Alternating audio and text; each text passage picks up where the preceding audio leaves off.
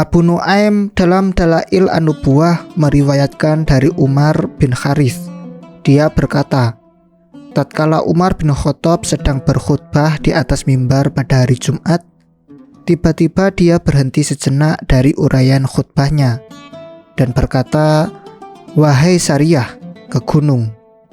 Dia mengucapkan itu 2 atau 3 kali. Kemudian dia melanjutkan khutbahnya. Sebagian yang hadir di tempat itu mengatakan, sesungguhnya dia telah gila. Saat itulah Abdurrahman datang menemui di rumahnya. Dia adalah orang yang sangat percaya terhadap semua yang diucapkan Umar. Dia berkata, "Sungguh berat untuk mencaci mereka demi membelamu. Sesungguhnya engkau telah membuka peluang bagi terjadinya polemik tentang dirimu. Tatkala engkau sedang berkhutbah, tiba-tiba engkau berteriak, 'Wahai Sariyah, ke gunung.' Apa maksudnya, wahai Amirul Mukminin?" Umar berkata, "Demi Allah, sesungguhnya saya tidak mampu membendung apa yang mesti saya ucapkan saat itu. Saya melihat kaum muslimin, mereka berperang di sebuah gunung, dan mereka diserang dari seluruh arah, dari muka dan belakang. Maka saya tidak tahan untuk mengatakan apa yang telah saya katakan, 'Wahai Sariyah, ke gunung,' agar kaum muslimin berlindung di gunung itu." Maka tak beberapa lama kemudian datanglah utusan Sariyah dengan sebuah surat yang berbunyi, "Sesungguhnya musuh bertempur dengan kami pada hari Jumat. Kami memerangi mereka hingga waktu Jumat menjelang dan matahari tergelincir. Di saat itulah kami mendengar seseorang memanggil, 'Wahai Sariyah, ke gunung.' Saya mendengar perkataan itu sebanyak 2 kali. Maka pergilah kami ke gunung, hingga kami mampu mengalahkan musuh kami, dan Allah memenangkan kami atas mereka." Namun orang-orang yang mengatakan kata-kata yang tidak senonoh kepada Umar berkata, "Jangan dengarkan orang itu, karena dia memang direkayasa untuk itu." Abu Syekh berkata dalam kitab Al-Azhamah, tatkala Mesir ditaklukkan oleh kaum muslimin, penduduk Mesir datang menemui Amr bin As pada saat sudah masuk salah satu bulan yang dianggap sakral oleh penduduk setempat. Orang-orang Mesir itu berkata, "Wahai gubernur, sesungguhnya Nil ini memiliki kebiasaan di mana dia tidak akan mengalir kecuali dengan tradisi tersebut." Amr bin As berkata, "Tradisi apakah itu?" "Jika masuk tanggal 11 bulan ini, kami akan mencari seorang perawan ke rumah orang tua mereka. Lalu kami meminta kepada orang tuanya untuk memberikan perawan itu kepada kami dengan sukarela. Kami hiasi perawan itu dengan baju dan hiasan yang paling indah. Kemudian kami lemparkan dia ke sungai Nil ini," jawab penduduk. "Ini tidak mungkin untuk dilakukan di dalam Islam, karena sesungguhnya Islam menghapus tradisi lama," kata Amr bin As. Lalu mereka melaksanakan apa yang dikatakan oleh Amr bin As. Ternyata sungai Nil itu kering dan tidak mengalirkan air sedikit pun, hingga kebanyakan penduduk berencana untuk melakukan hijrah. Tatkala melihat kondisi yang demikian, Amr bin As menulis surat kepada Umar bin Khattab.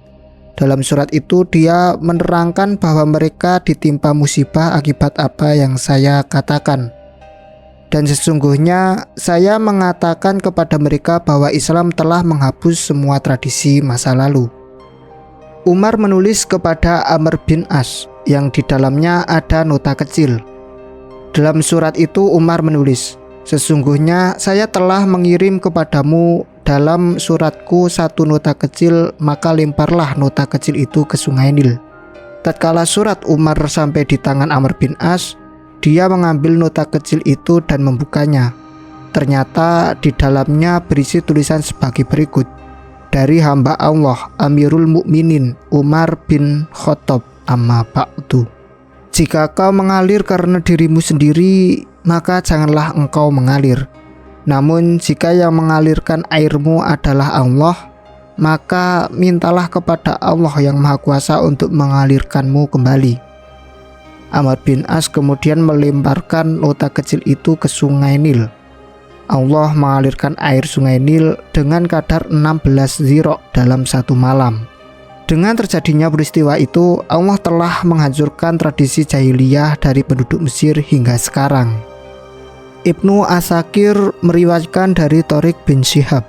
Dia berkata, jika seseorang berkata dusta kepada Umar, kemudian orang itu mengatakan perkataan yang bohong, maka Umar akan berkata, jangan ucapkan ini.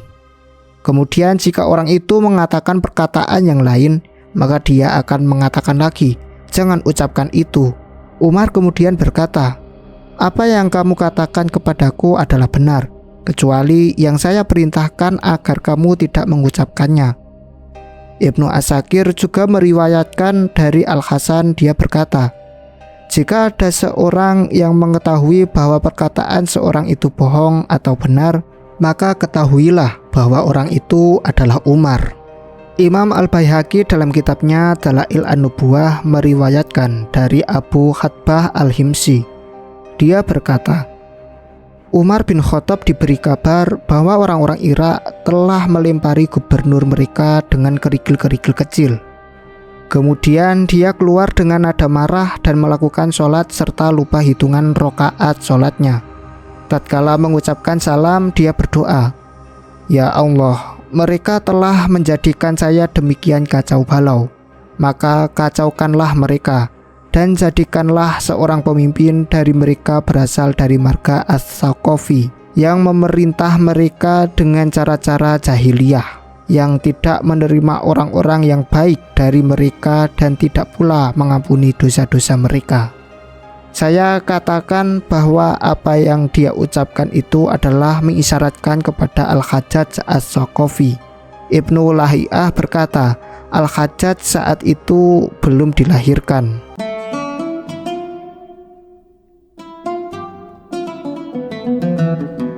Ibnu Sa'ad meriwayatkan dari Al-Ahnaf bin Qais, dia berkata, kami duduk di depan pintu rumah Umar. Tiba-tiba seorang wanita melintas. Mereka berkata, dia adalah budak wanita Amirul Mukminin. Umar berkata, tak pantas bagi Amirul Mukminin untuk memiliki seorang budak wanita, dan itu tidak halal baginya. Sesungguhnya dia adalah harta Allah. Lalu kami katakan, lalu apa yang halal untuk Amirul Mukminin dari harta Allah? Dia berkata, tak ada yang halal dari harta Allah bagi Umar kecuali dua pakaian, pakaian untuk musim dingin dan pakaian untuk musim panas. Dan saya tidak pernah memakai pakaian itu untuk menunaikan haji ataupun umroh. Sedangkan makanan saya dan keluarga saya adalah laksana makanan yang ada di kalangan Quraisy, dari golongan yang tidak terlalu kaya dan juga tidak terlalu miskin. Selebihnya, saya adalah salah seorang laki-laki dari kalangan kaum muslimin. Huzaimah bin Thabit berkata, jika Umar mengangkat seorang pejabat, maka dia akan menuliskan untuknya perjanjian, dan dia akan mensyaratkan kepada pejabat itu untuk tidak mengendarai kuda, tidak memakan makanan dengan kualitas tinggi, tidak memakai baju yang lembut dan empuk, dan tidak pula menutup pintu rumahnya bagi orang-orang yang menghajatkan dirinya. Jika itu dilakukan, maka ia telah lepas dari sanksi.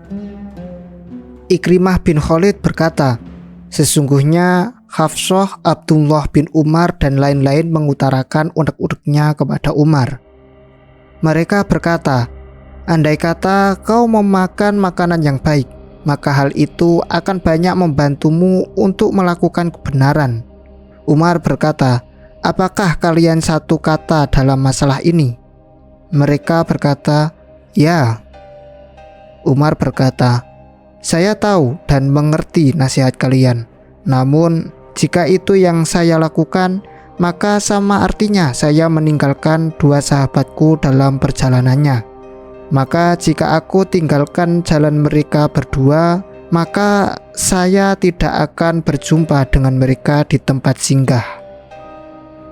Ikrimah bin Khalid juga berkata, suatu saat masyarakat ditimpa kelaparan yang sangat dahsyat. maka dia tidak makan mentega dan minyak samin. Ibnu Mulaikah berkata, Utbah bin Farqad mengatakan kepada Umar tentang makanan yang dia makan. Umar berkata setengah membentak, "Celaka kamu, apakah saya akan memakan makanan yang baik-baik untukku di dunia ini dan berfoya-foya dengannya?" Al-Hasan berkata, Umar bin Khattab suatu saat datang ke rumah anaknya Asim. Saat itu Asim sedang makan daging. Umar berkata, "Apa ini?" Asim menjawab, "Saya ingin sekali makan dengan daging." Lalu Umar berkata, "Apakah setiap yang kamu inginkan kau akan memakannya?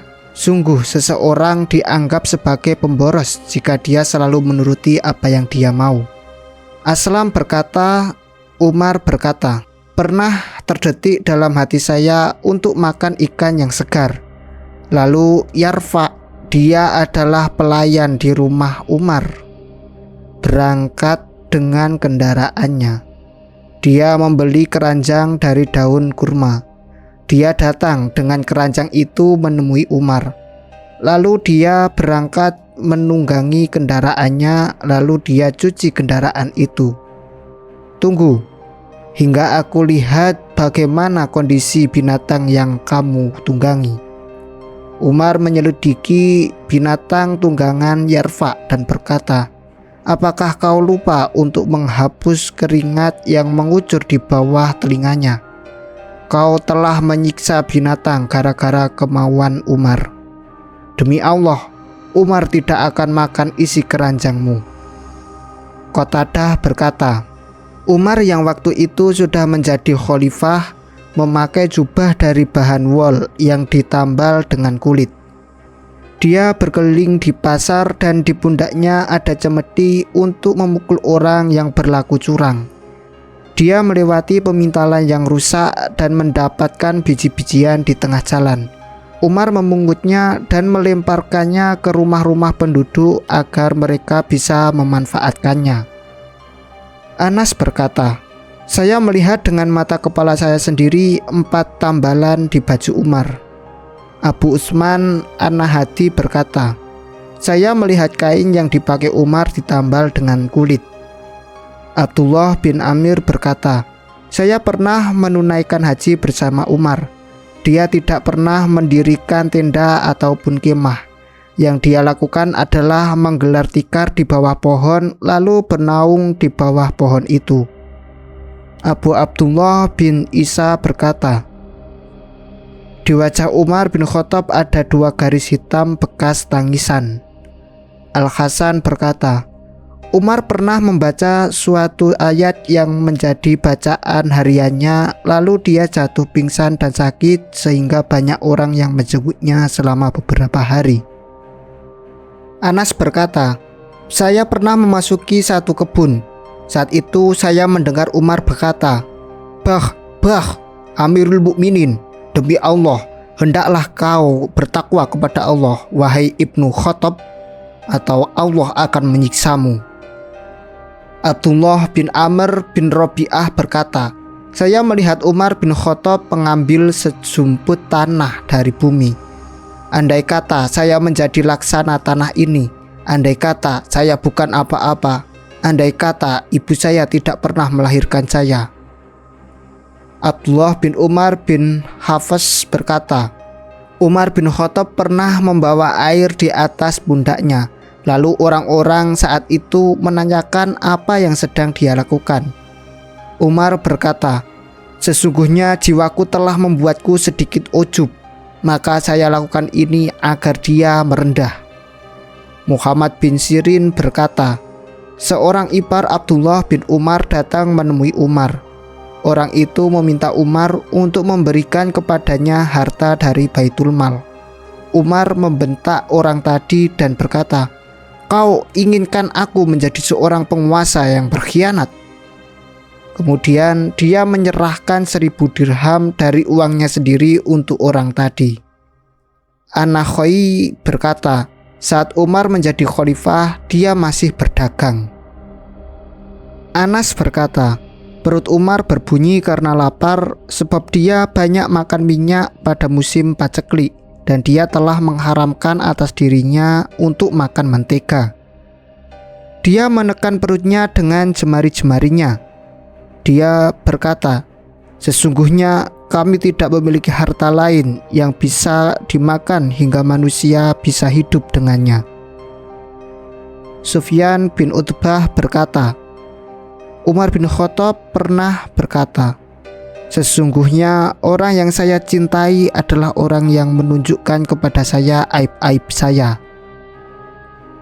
Aslam berkata, "Saya melihat Umar bin Khattab memegang telinga kuda dan dia memegang telinganya sendiri dengan menggunakan tangan yang lain. Kemudian dia melompat ke punggung kuda itu." Ibnu Umar berkata, "Setiap kali saya melihat Umar marah, lalu diingatkan kepadanya nama Allah atau seorang membacakan ayat Al-Quran kepadanya, pasti dia akan berhenti dari kemarahannya itu." Bilal berkata kepada Aslam, "Bagaimana pendapatmu tentang Umar?" Aslam menjawab, "Saya dapatkan dia sebagai sebaik-baik manusia. Namun jika dia marah, maka itu saya anggap sebagai masalah besar." Bilal berkata, "Jika saya berada di sampingnya dan dia sedang dalam keadaan marah, maka saya akan membacakan kepadanya Al-Quran hingga kemarahannya reda." Al-Ahwas bin Hakim dari ayahnya berkata, Umar disuguhi makanan dengan sepotong daging yang di dalamnya ada mentega. Dia enggan untuk memakannya. Lalu dia berkata, "Setiap bagian dari dua makanan ini adalah lauk pauk." Ibnu Sa'ad juga meriwayatkan dari Al-Hasan. Dia berkata, Umar berkata, "Perkara yang saya anggap gampang dalam menyelesaikan persoalan antara manusia adalah dengan mengganti pejabat yang memimpin mereka dengan pejabat yang lain."